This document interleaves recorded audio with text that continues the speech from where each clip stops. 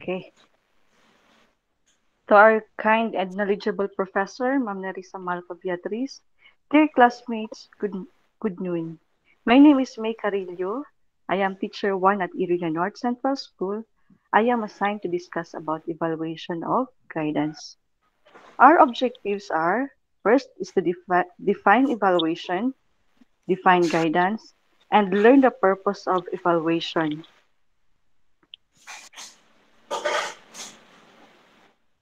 Judgment regarding guidance and its practitioners are inevitable. This is according to Schertzer and Stone. They are the writer of Fundamentals of Counseling. They are all psychologists. Guidance plays a vital role in our educative process, especially when it comes to our school children. But in every process of guidance and counseling, expectedly, judgment are inevitable. Whether it is negative or positive one, any judgment given should be taken heartily and positively since it is a ground for improvement. Before I start my lesson, let us first watch this short film. This is from Albania.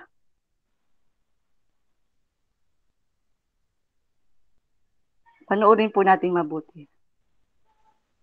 Okay. Ano po yung naramdaman ninyo nung pinapanood po ninyo yung short film? Even though po hindi nagre-register po yung sound sa meeting po natin, na nararamdaman naman po natin yun, di ba? Anyone po can share? Hello po.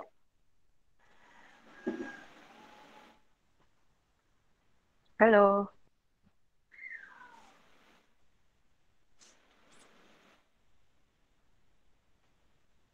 Hello po. Ma'am Michelle. Hello po. Ah, pwede po mag-share po kayo about dun po sa napanood po ninyo? Naantig po ba ang inyong mga damdamin? Siguro po nagla-lunch na po yung iba. Okay? Uh, that short film is in Albania. Galing po siya sa Albania, trying to encourage people not to be judgmental. As teachers, this is something that we have to consider to look into before judging our students. Don't judge anyone. Be kind with people because you don't know their daily problems. Okay. What is guidance? Guidance is a process of helping individual through his own efforts to discover and develop his potentials,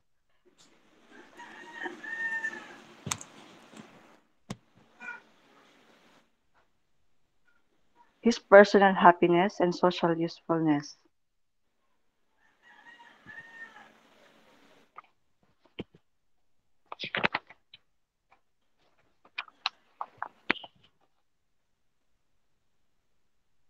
Learning that Learning about the individual students, helping them to understand themselves, effecting changes on them and on their environment, which will help them grow and develop as much as possible.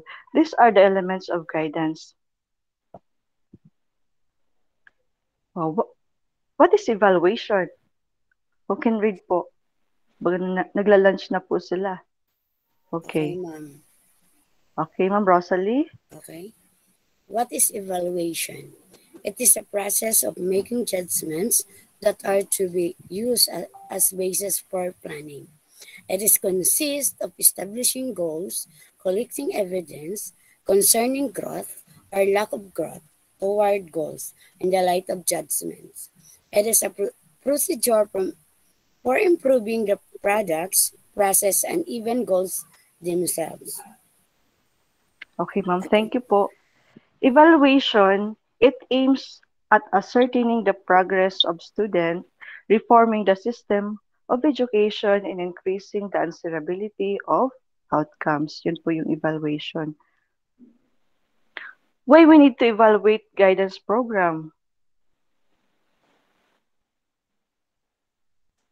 First is to ascertain how far the aims of guidance program has been achieved.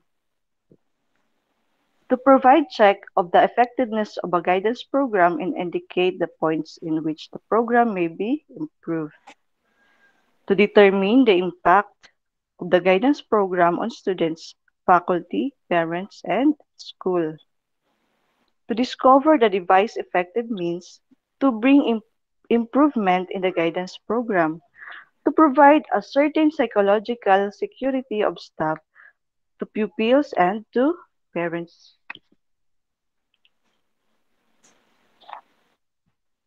To study changing needs in adolescents and meet those needs accordingly. To facilitate selection, improvement, and devise various testing and non-testing techniques and tools.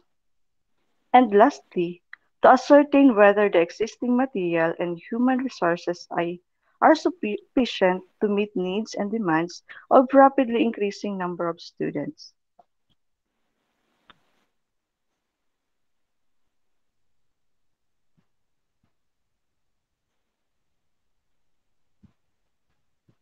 We have the approach to evaluate guidance program. We have survey method, experimental method, and case study. Survey method, it is a technique of gathering data by asking questions to people who are thought to have desired information.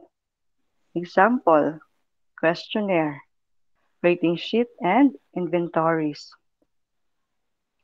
Experimental method, it is a procedure of carried out to support or refute hypothesis. It provides insights into cause and effect by demonstrating what outcome occur when a particular factor is manipulated. Example of experimental method are experimental control group method and pre-test and post-test method. Case study, it is identified as an intensive study about a person, a group of people, or community.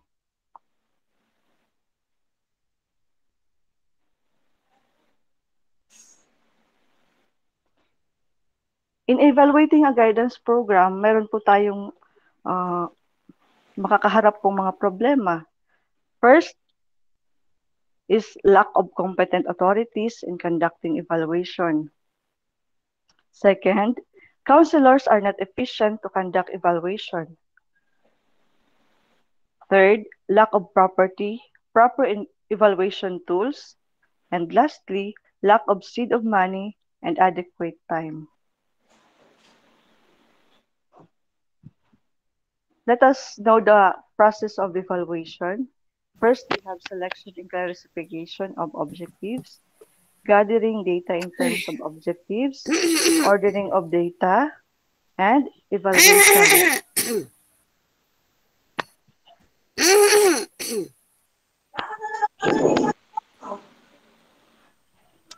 Okay, first is the selection and clarification of objectives. Evaluation in teaching should start with a clear formulation and statement of all educational objectives deemed worthy of attainment. Second, the gathering of data in terms of objectives. The gathering of data on pupils' progress and evidence relating on stages of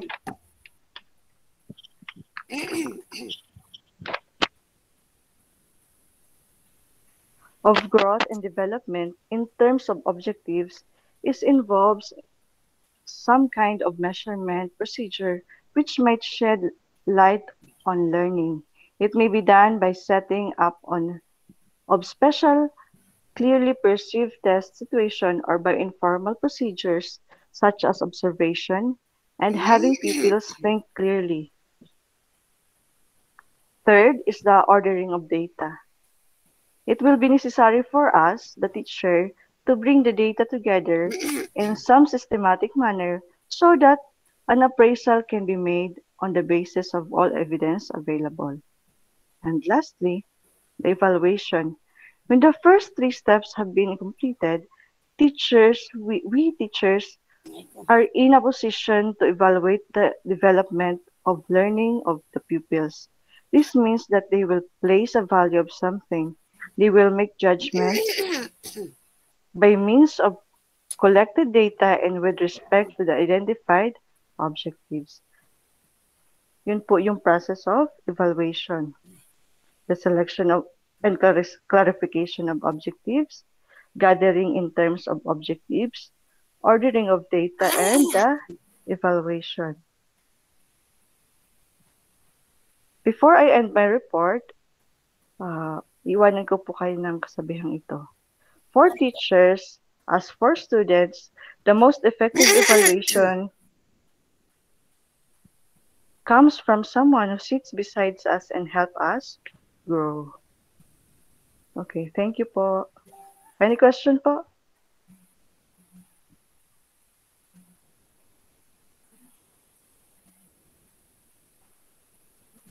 Hello?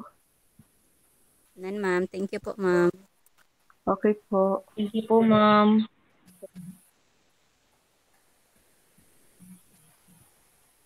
Hello po, ma'am. Hello po. Ako ako po next reporter. Pwede sige pong po, mag-request ng ano po, continuous na lang po ng record kasi wala po ako nung record button na yun. Okay po, ma'am. No problem po. Sige po. Thank Same you na lang po. po yung link. Opo. Yes po. Yes po, Okay ma'am. po.